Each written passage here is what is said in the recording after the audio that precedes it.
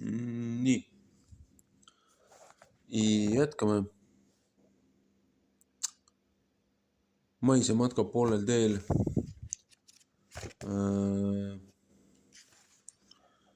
Leeri õpib täiskasvanutel lugemist. Eile õhtul, enne kui häält täiesti ära läks, sai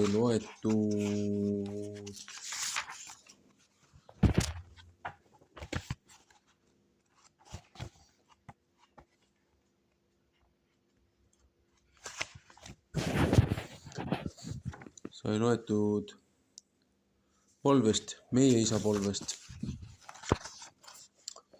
Ja pooleli jäi, mida tähendab, et Jumal armastab meid. Küsimused. Lugemine.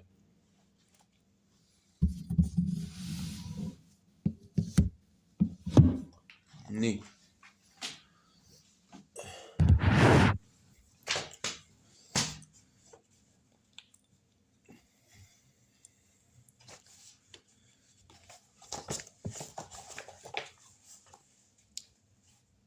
Mida tähendab, et Jumal armastab meid? Jumal armastab meid nõnda, nagu ükski inimene armastada ei oska.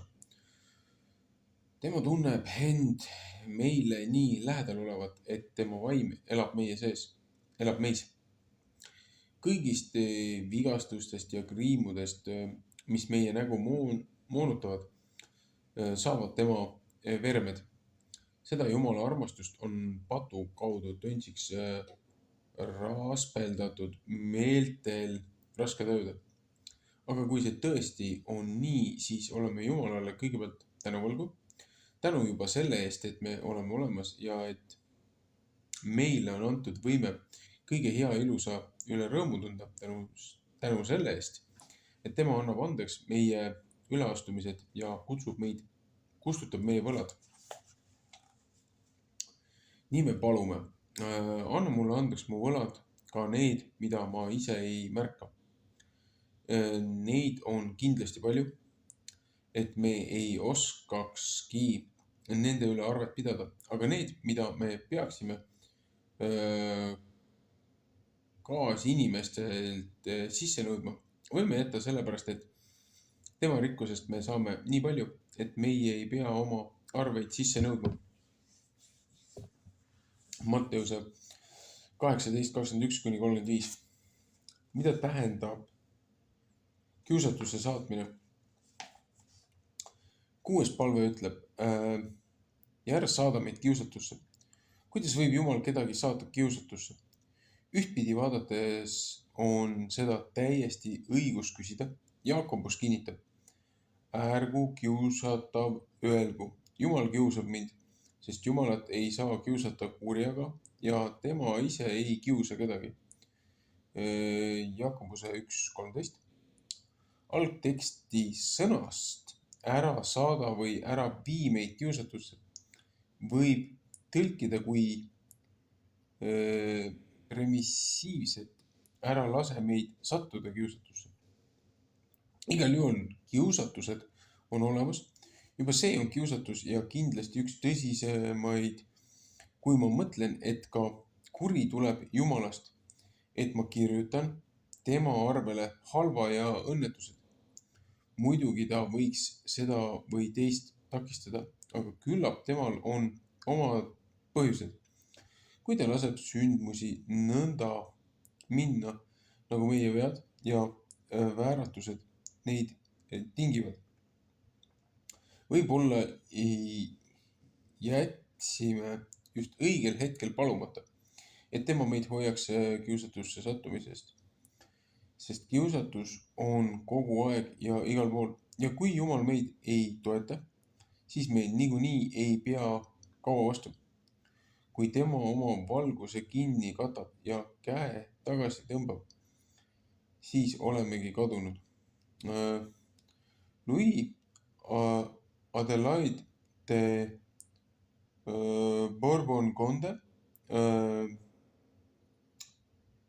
1757 kuni 1824 palus mu Jumal, sina näed paremini kui mina ise kõike, mis juhtub mu südames, mida seal on head ja halba.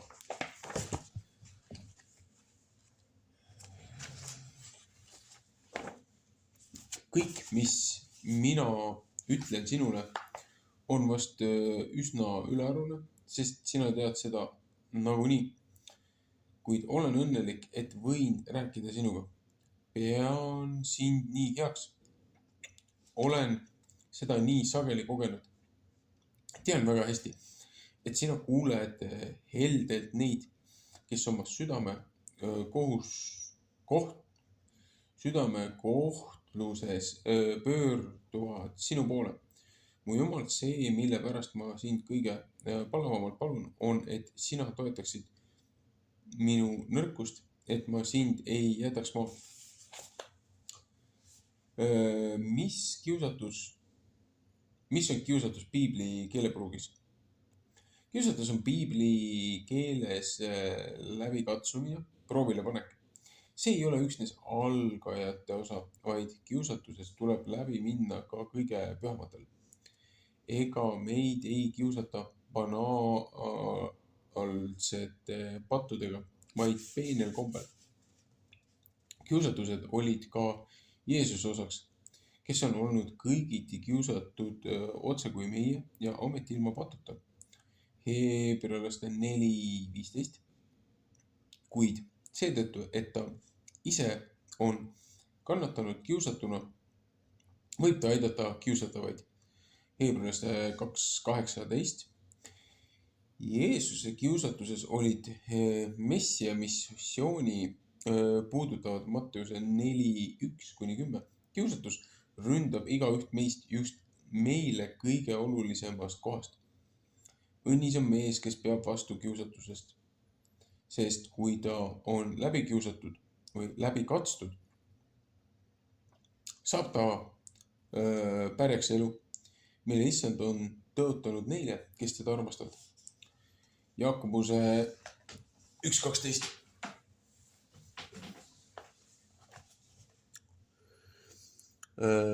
Kes või mis on kuri, kelle või mille käest päästmist me palume? 7. palve, vaid päästa meid ära kurjast. Matteuse 6:13, Luukal puudub. Sõna-sõnalt tõlkides, kas see on siis kreeka keeles, rüšai, hemasapodu boneru, kisu või rebi meid välja kurjast käest. Kusjuures kuri võib tähistada ka ebaisikulist kurjust või siis personifitseeritud kurja, nagu Matteuse 13:38, 1. Peetruse 5:8. Kes on kurat ja kes saatan? Meie sõna kurat on ebaselge etümoloogiaga, aga talle vastab heebrea keelest laenatud saatan, mis on tõlgitud kreeka keelde sõnaga diabolos, verbist diaballo, eraldama, peale kaebama, laimama, muhk, peale kaebaja, laimaja, 1. Timoteuse 3:11, 2. Timoteuse 3:3, Tiituse 2:3. Tõlgitudki keelepeksja ja sellest tüvest on pärit inglise keeles devil, prantsuse keeles diable, itaalia keeles diabolo või diabolo, saksa keeles teufel ja teised. Heebrea piiblis kujutatakse saatanat mitmeti vaenlasena.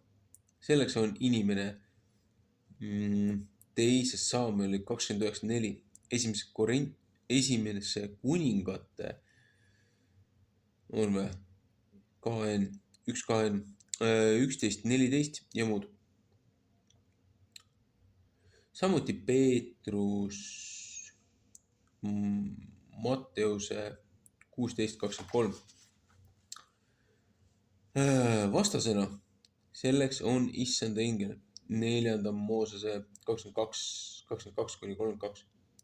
Süüdistajana Jumala ees Sakaraja äkki, SK 3:1, võrdluseks 1. Peetruse 5:8.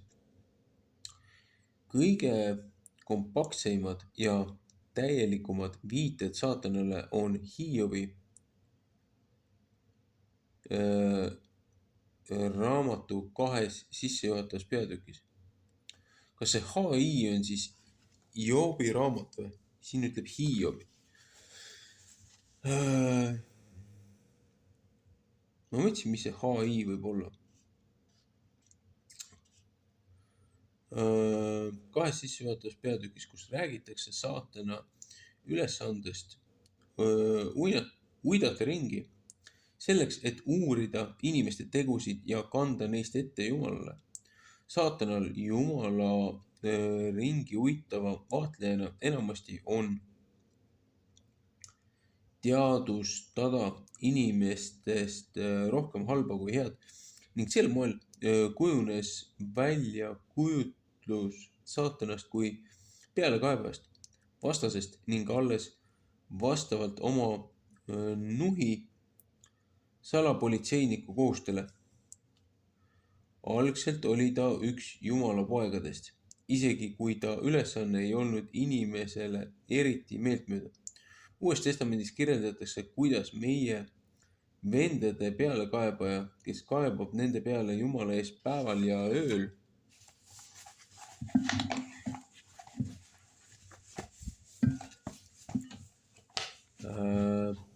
saatan taevast maha visatakse. Luuka 10:18, Johannese 12:31, Ilmutuse raamat 12:8. Ja tema asemel on advokaat, kes meie eest kostab. Roomlaste 8:33 ja Heebrealaste 7:25. Arvake ära, kes advokaat on.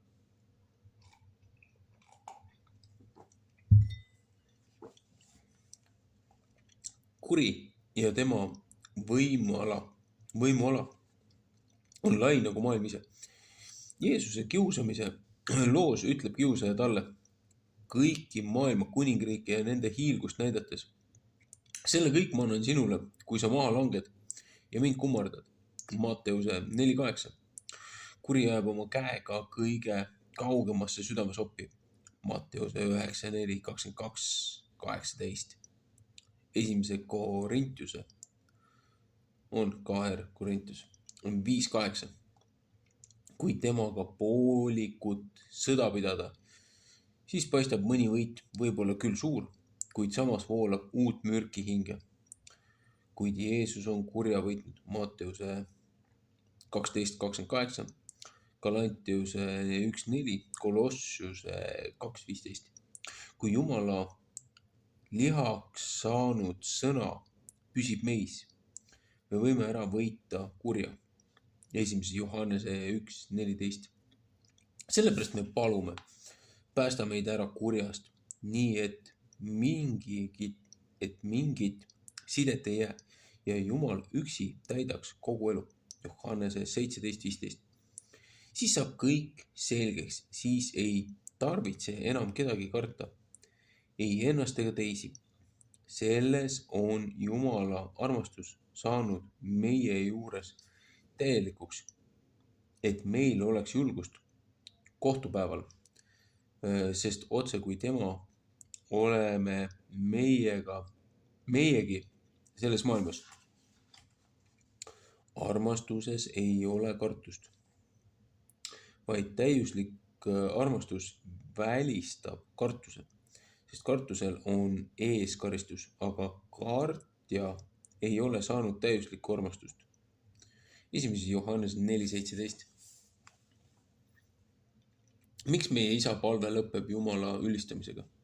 Meie isa palve lõpeb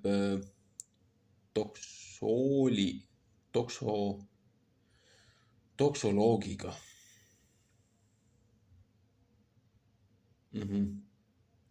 Sest sinu päralt on riik ja vägi ja au kreeka keeles doxa, kirkus, igavesti, amen.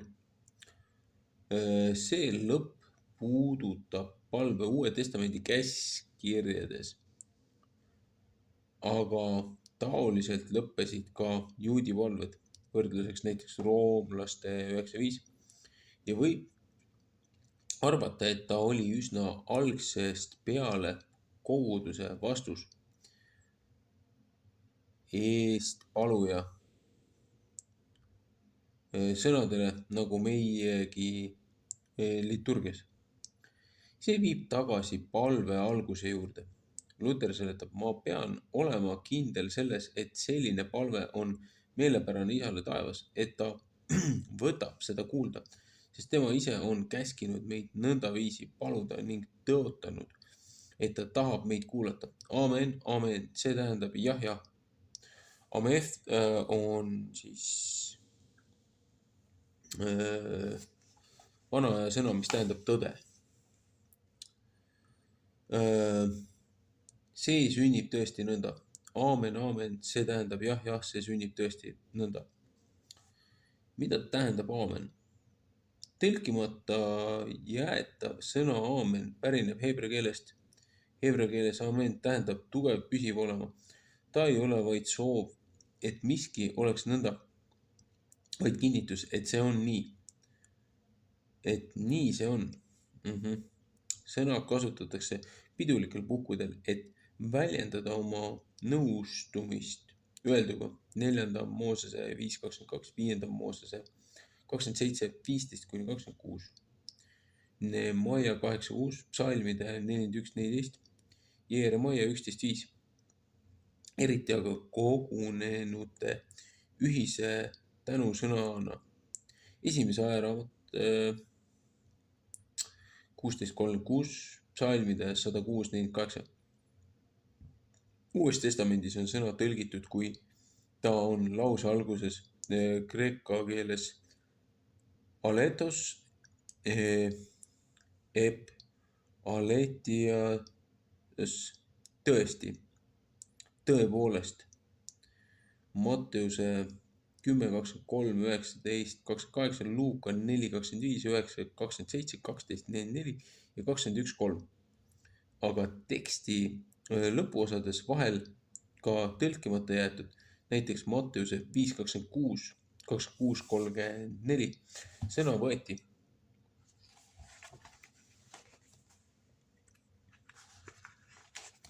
üle liturgilistesse tekstidesse.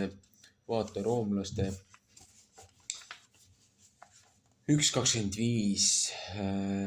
9.5, 11.36, 6.27, Galantiuse 1.5, heebrealaste 13.21, ilmutuse raamatu 5.14. Miks on oluline, et me usume oma palve kuulda võtmist? Kui me lõpetame oma palve ühise aamen lausumisega, siis me kinnitame, et me ei kahtle, et meie palvet kuuldakse. Luter ütleb, see sõna pole ju ka midagi muud kui vaid kindla usu sõna, et me palvetamise tühja tuult ei talla, vaid teame, et Jumal ei valeta, kui ta on tõotanud anda meile seda, mida me temalt palume. Kus aga säärast usku ei ole, seal ei saa olla ka õiget palvet. Jeesus tõotas, paluge ja teile antakse, otsige ja te leiate, koputage ja teile avatakse, sest iga paluja saab ja iga otsija leiab ja igale koputajale avatakse. Luuka 11.9.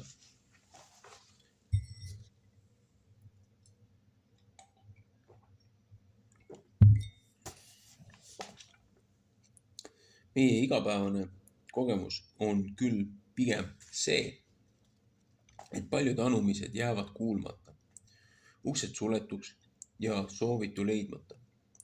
Aga nii see on, me ei tohi viimaste asjade kohta öeldud kanda üle sellesse maailma, kus ei sünni Jumala tahtmine. Muidugi me ju ei peaks paluma, et see hakkaks sündima ka maa peal nii nagu taevas. selle Jeesuse tõotuse õige kontekst on ristimisliturgias, palves ristitavate eest, kus talle järgneb. Sellepärast palume sind, anna seda armuvara ka sellele lapsele, ava temale uks, millele koputame, et ta saaks taevasse pesemise igavese õnnistuse osaliseks ja sinu tõotatud armuriigi pärijaks täiskasvanute puhul. Seepärast me palume, tee uks lahti temale, kes koputab, et ta ristimise õnnistuse päriks ja osa saaks riigist, mille sina oled tõotanud ja valmistanud.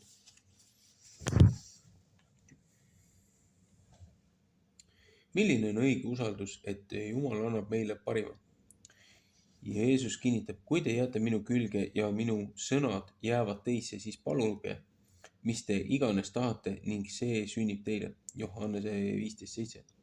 Me peame usaldama, et paljudel puhkudel on parim palve kuulamine see, mis on vastupidine meie soovitule. Kui Jeesus ütles, otsige esmalt Jumala riiki ja tema õigust, siis antakse kõik need asjad teile pealekauba. Matteus 6:33. Siis ei tohi me oma soove võrdsustada Jumala tahtmisega. Kord tulid 2 Jeesuse parimatest õpilastest ta juurde ja ütlesid, õpetaja, me tahame, et sa meile teeksid, mida me iganes palume. Nad arvasid, et soovivad midagi väga sobivat, et nad võiksid tema tulevases kuningriigis istuda Jeesuse paremal, teine vasemal.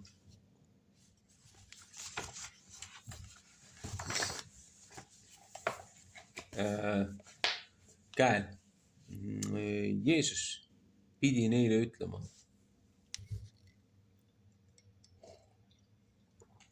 Te ei tea, mida te palute. Markuse 10:35.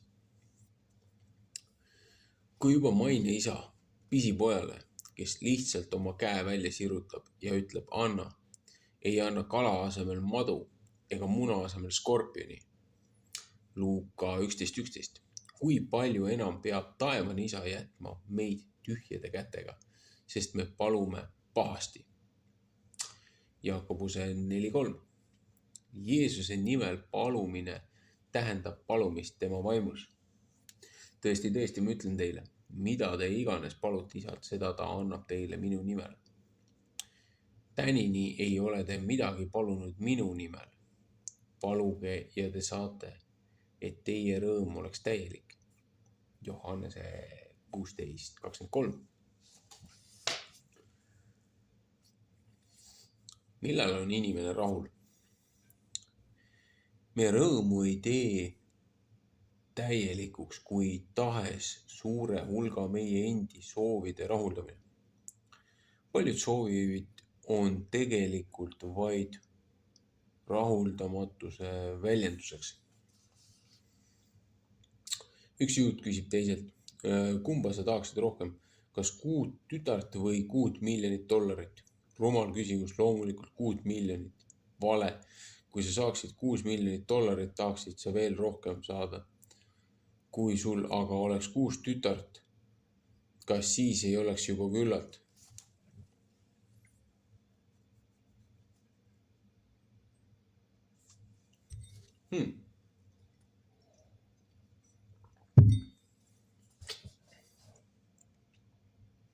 See on tõsi, et vaesus ja hüljatus teevad õnnetuks, aga ei raha ega rikkus tarvitse teha õnnelikuks ega anda rahu. Mida annab Jumala usaldamine kõiges? Johannes ütleb, sõbrad, kui meie süda meid ei süüdista, siis on meil julgust Jumala ees. Ja mida me iganes palume, seda me saame tema käest, sest me peame tema käske ja teeme, mis on tema silmis meeldiv. Johannese 3:21. Peetrus aga, tema jumalik vägi on meile kinkinud kõik, mis vajalik eluks ja Jumala kartuseks, tema tundmise kaudu. Kes meid on kutsunud omaenese kirikusse ja vägevuse varal. Kes meid on kutsunud omaenese kirkuse ja vägevuse varal. Sel teel on meile kingitud kõige kallimad ja suuremad tõotused. 2. Peetruse 1:3. Milline näeb välja selle inimese elu, kes palvetab lakkamata? Läbi aegade on olnud inimesi, kes on tunnistanud, et apostel ei liialda, kui ta räägib kristlaste elust kui lakkamatust palvetamisest. See palve ei ole järelejätmatu kõiksuguste asjade soovimine, vaid osadus issandaga. Rõõmustage alati, palvetage lakkamatult, tänage kõige eest, sest see on, mida Jumal teile tahab Jeesuses Kristuses. Mida Jumal teilt tahab Jeesuses Kristuses. 1. Tiituse 5:15-18. Tegemist ei ole eritoimingutega, rõõmustamisega,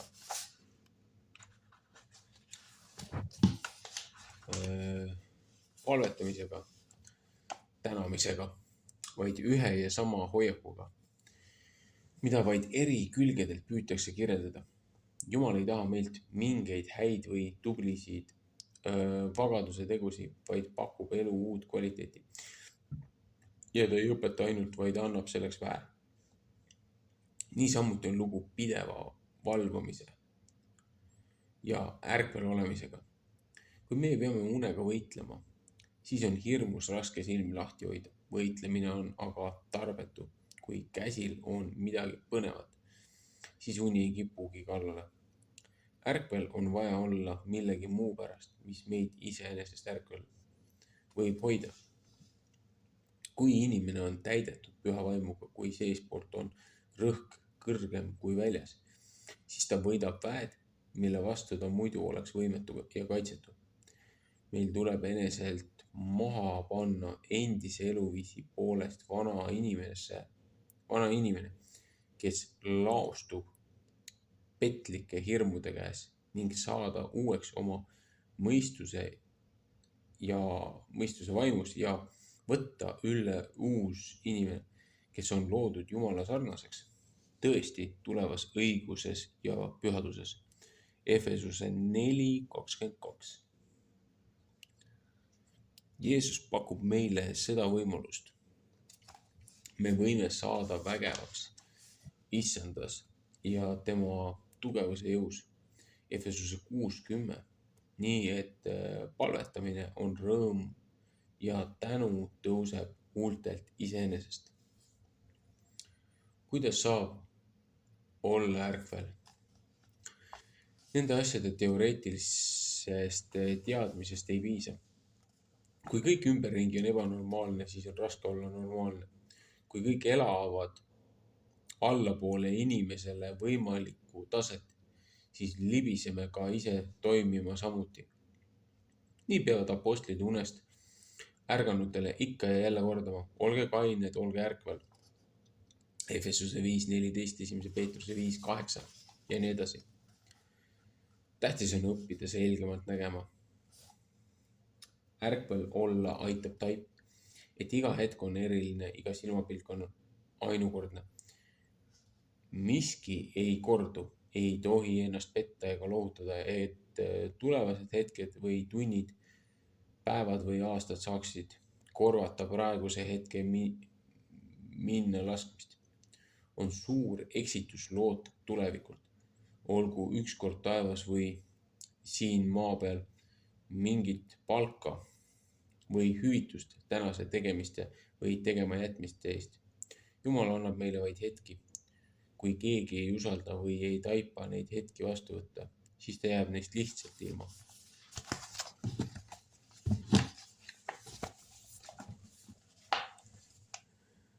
Millal algab igavik?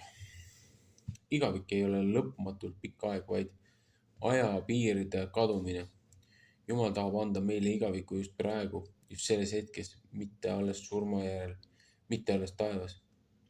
Mida see tegelikkuses tähendab? seda, et igal hetkel on oma tähendus. Me ei saa liigitada ei hetki ega aegu headeks ja halbadeks, sobivateks ja sobimatuiks, sobivaiks ja sobimatuiks. Kui kellelegi osaks on kurbus või kannatus, siis ta ei pea põgenema selle eest, ei pea otsima uima ega unistust, ei pea püüdma seda osa oma elust võimalikult kiiresti mööda libistada. Ta võib täie selgusega tajuda valu ja just selle hetke ahistuses kogeda Jumala rahu, mis on ülem kui kogu mõistus. Philippuse 4:7. Mida annab ärkvelolek? Meie elu on liiga lühike, et võiksime teda kulutada tühistele askeldustele või paremate aegade ootusele. Ärkvelolek tähendab selgust, et ükski asi ei ole homme samasugune kui täna. Ükski laul ei ole teist korda lauldult enam seesama, et elamata jäänud elu ei anna millegagi asendada. Mis kasu on inimesel, kui ta saab kätte terve maailma, ent teeb kahju oma hingele? Mis oleks inimesel ära anda oma hinge asemel? Markuse 8:36. Tänane päiksetõus oli nähtav ainult täna varahommikul. Kristlane ei pea korjama vaid neid silmapilke, mida tavalisteks nimetada.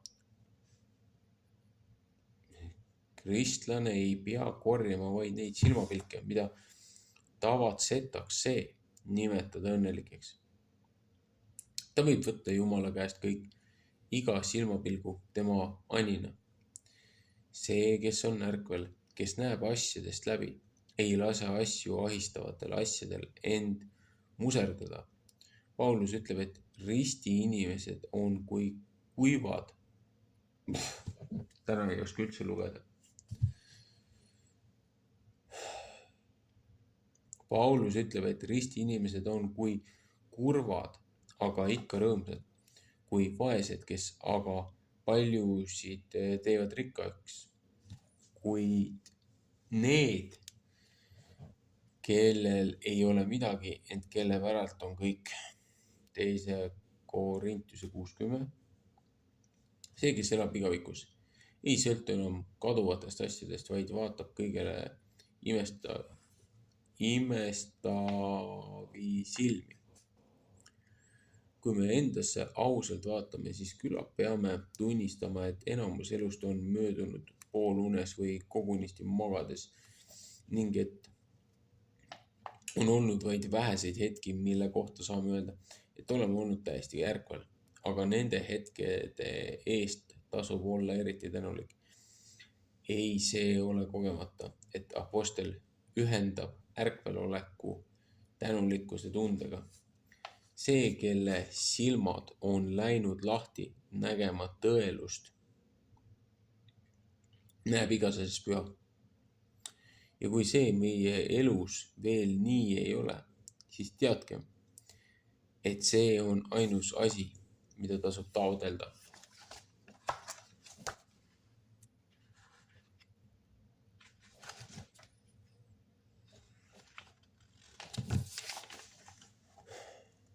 Mis on elu ülesanne? Siht, mõte. Elu ülesandeks ja sihiks elu mõtteks võib pidada Uku Masingu väljendust kasutades elusamust.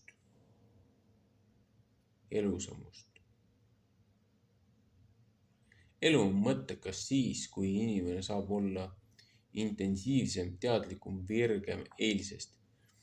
See tähendab, et elu eesmärk on elu enese kvaliteedis ega ole mis tahes elu avalduste kvantiteedi suurendamises. Jeesus on tulnud, et meil oleks elu ja oleks seda ülirohkesti. Johannese 10:10. Ta ei anna elu palgaks pingutuste eest, ei, ta kutsub vaevatuid ja koormatuid, väsinuid ja uniseid, tülpinud ja lootusetuid enese juurde, et anda neile hingamist siin ja praegu. tema võib meid õpetada selgemalt nägema. Tema vaim võib hoida meid ärkvel. Tõesti palvetada võib lakkamatult ja väsimatult, sest palve on osadus Jumala väega. Kus on tee lõpp? Me ei näe väga kaugel oma teed ja lõppu võime vaid harvadel hetkedel aimata, aga palve silmapilgud on need, mil otse kui udu heljub korraks maastikult ja me silmame kaugemale kui muidu ja jaksame minna edasi.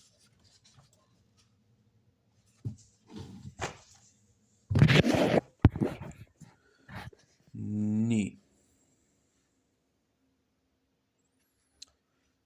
Sellega sai palvest ja meie ei saa palvest.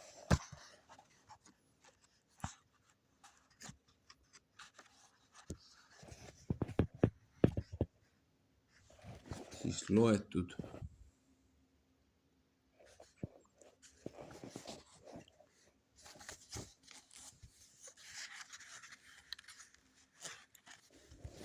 Põhimõtteliselt on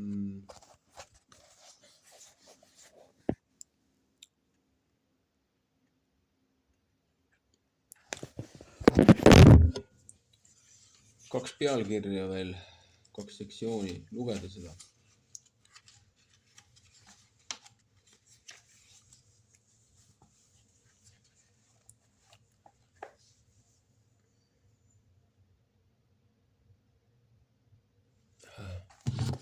Täna on silmad lihtsalt väsinud päev otsa pingutamisest ja lugemine on väga vaevaline. Põhimõtteliselt ma lugesin 2 korda aeglasemalt seda osa, kui eile suutsin.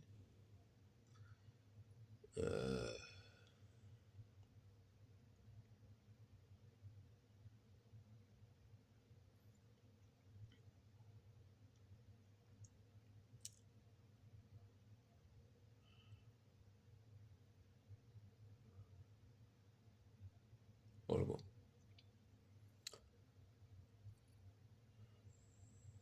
Siin on nii mitmegi asja üle mõelda.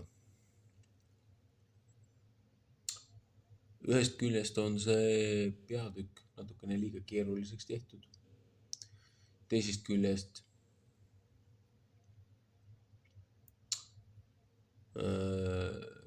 paljusid asju, mida võiks seletada, on siit puudu.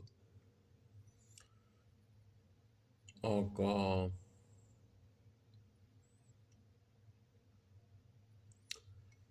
selle raamatu eesmärk ei ole ju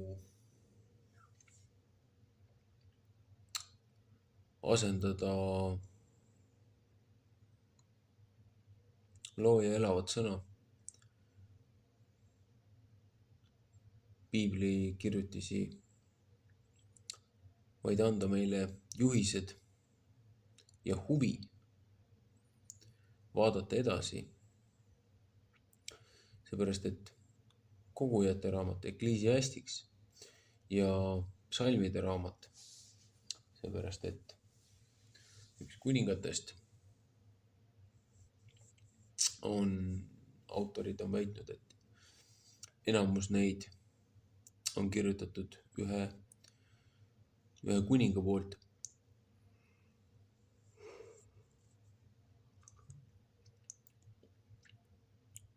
On väga head raamatud iseenesest. Psalmide raamat on hästi pikk, aga seal on ka nii palju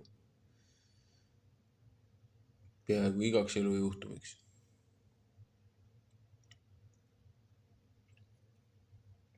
Katsuse seda kõike meeles pidada ja rakendada.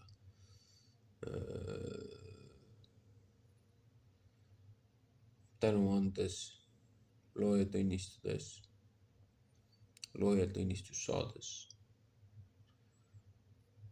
oma igapäeva argimurede kõrvalt. Ma isiklikult avastasin mitte just väga hiljuti, aga suht hiljaaegu. Paar kanalit, kus, kuna minu enamus informatsioonisisendit on ingliskeelne, siis ingliskeelsed bluesi ja siukse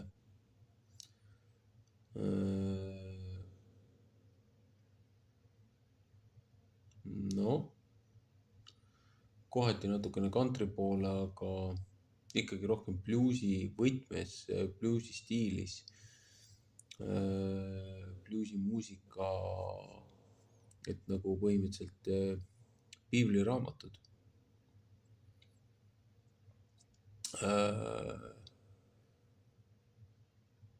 Tehtud bluesi lauludeks.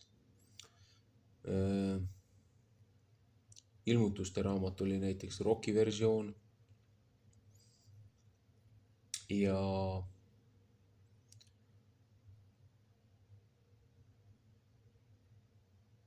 on ka house'i muusika võtmes gospeli muusikat, mis oli minu jaoks eelmise nädala, just see viimane, eelmise nädala leid.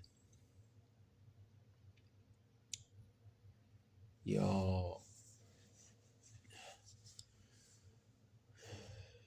huvitaval kombel selle muusikasaatel, kui nagu mitte lihtsalt lugeda seda nii-öelda jutumärkides tuimalt teksti, vaid muusika võtmes tuli see Jumala sõna piibliraamatust, muutus nii elavaks, nii kaasahaaravaks, et taustal mängides kogu töö ja tegevus ja raske füüsilise koormusega päev läks nii kiiresti mööda. Nii paljud asjad sai tehtud, mis tavaliselt tunduvad võtma terve igaviku.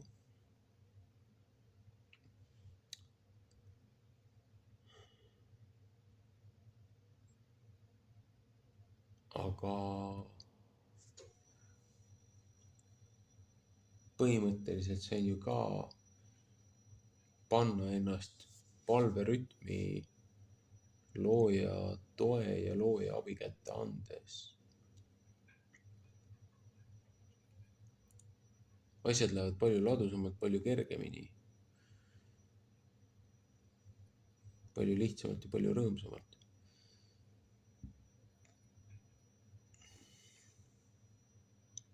Ja kipud vahest unustama oma argimured, kuni jälle õhtu kätte tuleb. Ühesõnaga, aitab küll tänaseks. Silmad on väsinud, hääl on väsinud.